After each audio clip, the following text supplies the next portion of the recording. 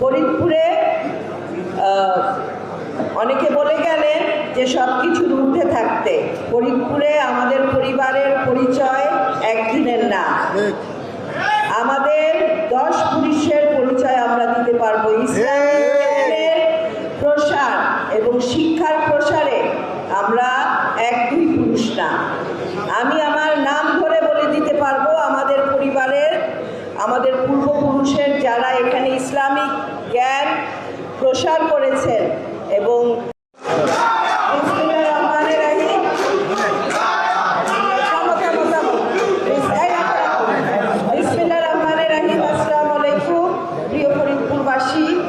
আজকে জাতীয় বিশ্ববিদ্যালয়ের ফরিদপুরের আঞ্চলিক অফিস উদ্বোধন হলো। আমি ধন্যবাদ জানাই, এই অনুষ্ঠানের সভাপতিত্ব করছেন ভিসি সাহেব, তাকে আমি ধন্যবাদ জানাই এবং অভিনন্দন। এবং আমাদের ফরিদপুরের শিক্ষা প্রসারে জাতীয় বিশ্ববিদ্যালয় যে ভূমিকা রাখছে, আমরা খুবই আনন্দিত ফরিদপুরবাসী। এবং বিশেষ করে জাতীয় বিশ্ববিদ্যালয়ের নেতৃবৃন্দ যারা এখানে আসছেন, কর্তৃপক্ষ, তাদের সকলকে আমি ধন্যবাদ জানাই। এবং বিশেষ অতিথি হিসাবে এখানে উপস্থিত আছে ফরিদপুর 4-এর সংসদ সদস্য শহীদুল ইসলাম বাবুল ভাই।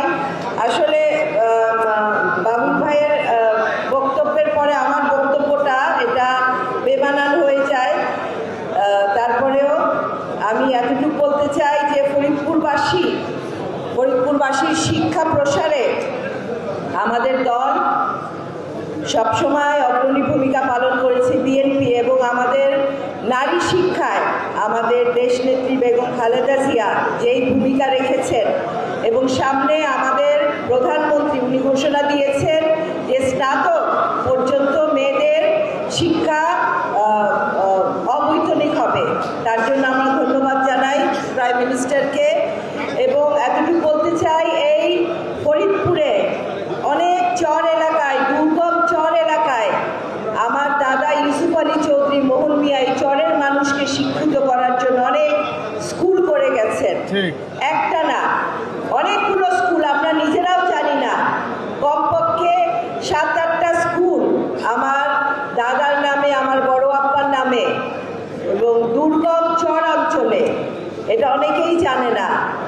তাই শিক্ষার ব্যাপারে আমাদের দল যেমন অগ্রণী ভূমিকা পালন করেছে, আমি দলের একজন অংশীদার হিসেবে আমি ফরিদপুরের শিক্ষা প্রসারে সবচেয়ে বেশি প্রাধান্য দিব। এবং আমাদের দল সংসদে সেদিন ঘোষণা করেছে শিক্ষা এবং স্বাস্থ্য খাতে আমাদের বাজেট সর্বাধিক থাকবে ইনশাল্লাহ।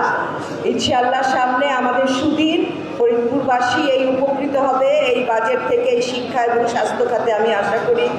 এবং আমি ফরিদপুরবাসীর পাশে আছি। এই ফরিদপুরে অনেকে বলে গেলেন যে সব কিছুর ঊর্ধ্বে থাকতে।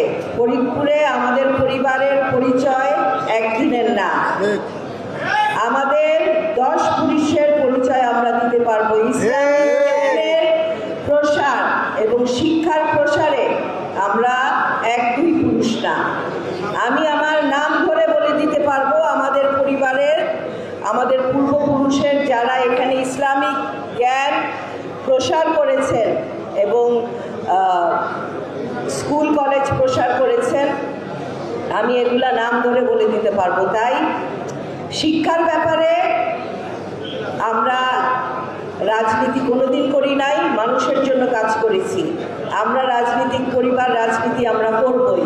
আর ফরিদপুর সদরে আমাদের 150 বছরের ইতিহাস, তাই আমাদের বাদ দিয়ে এবং আমাকে এই ফরিদপুরবাসী ভালোবেসে আমাকে সমর্থন দিয়েছে। তাই ফরিদপুরে সদরে ইনশাল্লাহ আমরা শক্তিশালী ঘাঁটি তৈরি করব বিএনপির, এই আশা ব্যক্ত করে এখানে শেষ করছি। ধন্যবাদ। আসসালামু আলাইকুম।